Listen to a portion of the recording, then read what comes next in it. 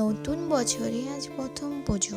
বছরটা নতুন হলো, মানুষটা সে একই আছে। লক্ষ্য অনেক, এদিকে ঘুমও অনেক। দেখা যাক কে যেতে, আমি না বছরটা। তোমরা সবাই কোথায় পিকনিক করতে গেলে? আমরা তো এবছর কোথাও যাইনি, আর যাওয়ার ইচ্ছেটাও ছিল না এই বছর। আসলে আমার আগের মতো আর এক্সাইটেড নেই যে নিউ ইয়ার মানে বাইরে ঘুরতে যাওয়া, পিকনিক, এনজয় বন্ধুদের সাথে, এসব আর ভালো লাগে না। সেটাই নতুন বছরের দিক থেকে। অন্য সময় তো আমি ঘুরতে ভালোবাসি, তোমরা তো জানোই মোটি আর আমি ঘুরতে কতটা ভালোবাসি, বাট বাড়ি থেকে পারমিশন পাই না বলে আমরা যেতে পাই না। তো আমার তো এটাই ইচ্ছে ছিল বছরের প্রথম দিনে কোনো মন্দির গিয়ে পুজো দিয়ে আসবো, আর তাই আজ চলে এলাম পুজো দিতে। মোটি আর আমি ইচ্ছে ছিল 5 জানুয়ারিতে গিয়ে পুজোটা করার, বাট কিছু কারণের জন্য হয়নি, সেটা আজকে হলো। মন্দিরে গেলে একটা আলাদাই শান্তি পাই, সেটা পাহাড়, নদী, দূর দূর জায়গা ঘুরতে গেলেও পাবে না এই শান্তিটা। এই শান্তিটা একমাত্র মন্দিরে গেলেই পাওয়া যায়। যারা আমার মতন পুজো করতে ভালোবাসে, মন্দিরে যেতে ভালোবাসে, আসলে তারাই বুঝবে এই শান্তিটা কী। ভগবানের কাছে কিছু চাওয়ার নেই আমার জন্য, যা দিয়েছে তাতেই আমি খুশি। তো এটাই চাইবো, সবাই যেন ভালো থাকে, সুস্থ থাকে, ব্যাস এটাই একটাই প্রার্থনা আমার। আর দেখো, এদিকে কথা বলতে বলতে তোমাদেরকে নিউ ইয়ারে উইশ করতেই ভুলে গেছি। তো হ্যাপি নিউ ইয়ার সবাইকে আমার তরফ থেকে। তোমরা সারা বছর খুব ভালো কাটাও। আর দেখো, আজ মন্দিরটাও ফাঁকা, এজন্য আজ বেশ টাইম নিয়ে পুজোটা করতে পারলাম, মন্দিরেও থাকতে পারলাম। অন্যদিন তো ভিড় থাকে, এজন্য ভালো করে পুজোও করতে পারি না, থাকতেও পারি না বেশিক্ষণ, এমনি যাত্রা করে চলে যেতে হয়। তো আজকে তো মনটা ভরে গেল পুজো করে। এদিকে মোটিকে বললাম গেটটা লাগিয়ে দিতে, কারণ আর কেউ নেই, আমরাই লাস্ট ছিলাম মনে হয়। কেন এখন তো বাজে বেলা কত হবে, 12:30 হবে, এমন লেট হয়ে গেছিলো। আর এদিকে দেখো, বেড়ালটা যাওয়ার টাইমে রাস্তাটা কেমন কেটে দিল। আচ্ছা, বেড়ালের রাস্তা কাটা কি খারাপ? আমার তো তা মনে হয় না। এদিকে এটা আমাদের মন্দিরটা বাড়ি যাওয়ার পথে পড়ে, তাই এখানেও এক প্রণাম করতে চলে এলাম মোটি আর আমি। আচ্ছা, তোমরা কোথায় কোথায় থেকে আমার ভিডিওটা দেখছো কমেন্ট করে জানাবে। গাইস, ঠান্ডাতে আইসক্রিমটা এত ভালো লেগেছে, এত ভালো লেগেছে যে কিছু বলার নাই। তো একদিন খেয়ে বাদে আবার ঠান্ডাতে আমরা আইসক্রিম খেতে চলে এসেছি পূজা থালা রেখে। সত্যি আইসক্রিম এটা আমাদের খুবই পছন্দের খাবার, এটার জন্য ঠান্ডা গরম লাগে না, ইচ্ছে হলেই আমরা খেয়ে নিই। তো আমাদের মতন কে কে এই ঠান্ডায় আইসক্রিম খেতে ভালোবাসো? তারপর প্রসাদগুলো তো সবাইকে দিতে হবে, এই জন্য মোটিকে বললাম প্রসাদগুলো কেটে দিতে। ও তো পুরো থালা নিয়ে ছাদে চলে এলো, যা ঠান্ডা ওর আর কি বলবো। একদিন স্নান করে আরেকদিন না করেই থেকে যায়। তারপর মোটিকে বললাম চুলটা কেটে দিতে আমার, তাই এখন কেটে নিচ্ছি আজকে।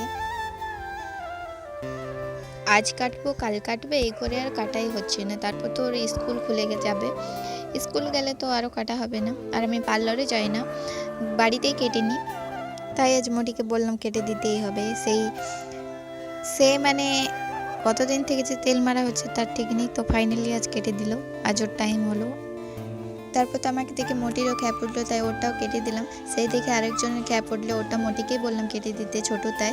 আমার তো আবার দুপুরে না ঘুমালে ভালো লাগে না, তাই সব কিছু পরে ঘুম আগে, ঘুম ইজ ভেরি ইম্পর্টেন্ট, তাই ঘুমাতে চলে গেলাম। তারপর ঘুমাবো কি আর, বলেছিলাম না মোটি হাঁসের মতো চড়তে থাকে। এই আইসক্রিম খেলো, প্রসাদ খেলো, লাঞ্চ করলো, এরপরও ওর খিদে পেয়ে গেল। মানে এইটুকু পেটে কত যে খেতে পারে বুঝতে পারছো তো তোমরা। আর কি, চুল কেটে দিলে এই জন্য ওকে কিছু খাওয়াতে হবে, এটাই ওর বায়না।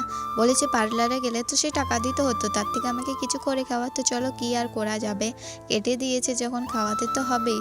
কি করব ভাবতে ভাবতে এই ম্যাগিটাই পেলাম, এটাই এখন করি।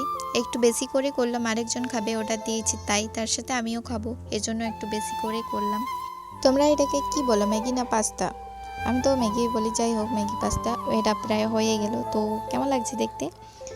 বেশ তো দেখতে লাগছে ইয়ামি, খেতেও বেশ টেস্টি হয়েছিল। তো চলো খাওয়া যাক এটা এখন। আপাতত খাওয়ার পর যে ঘুমাবো তারও কোনো উপায় নেই, মা দিয়ে দিল এই নিমকি করতে।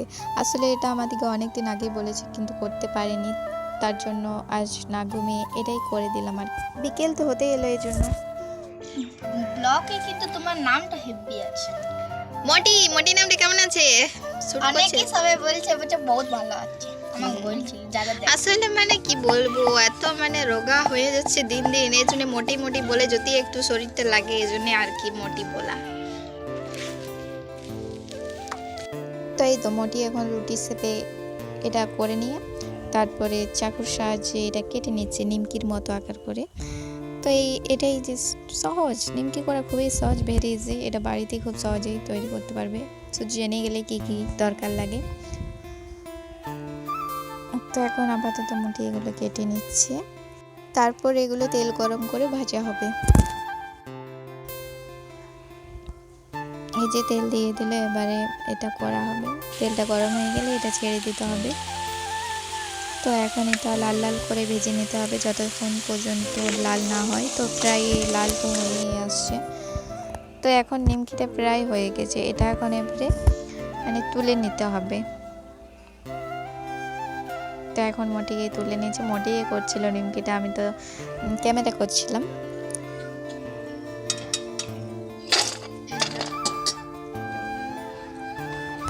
তো দেখছো আমাদের নিমকি বানাবো কমপ্লিট। তো খাস্তা খাস্তা দেখো,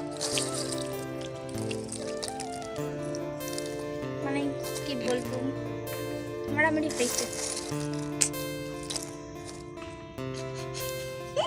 এটা কি হয়ে গেছে? এটা কি হচ্ছে, এটা চিটে গেছে বড় ভাই, তো বাদ দাও এটা। তো এখন দেখতে পাচ্ছি এটা খাস্তা খাস্তা, দেখো আওয়াজ করছে, দেখো কি দারুণ আওয়াজ। খুব সুন্দর হয়েছে, খেয়ে দেখ একটা কেমন হয়েছে। তো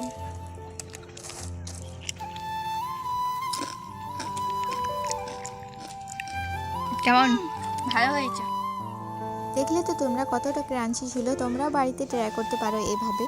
চলো তাহলে আজকের ভিডিওটা এই পর্যন্ত রাখছি। ভিডিওটা কেমন লাগলো অবশ্যই কমেন্ট করে জানাবে। ভালো লাগলে একটা লাইক করে চ্যানেলটা সাবস্ক্রাইব করে দেবে। Tata, bye bye.